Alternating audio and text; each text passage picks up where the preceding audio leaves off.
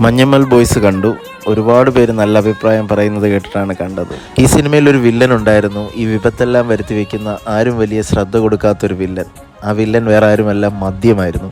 ഇവർ ഈ യാത്ര തുടങ്ങുന്ന സമയം മുതൽ ഈ വിപത്ത് നടക്കുന്ന സമയം വരെയും നിർത്താതെ മദ്യപിക്കുന്നതായിട്ട് കാണിക്കുന്നുണ്ടായിരുന്നു. എല്ലാ ജീവജാലങ്ങളിൽ വെച്ചും മനുഷ്യനാണ് ഒരു പ്രവൃത്തി ചിന്തിച്ച് ചെയ്യുന്നത്.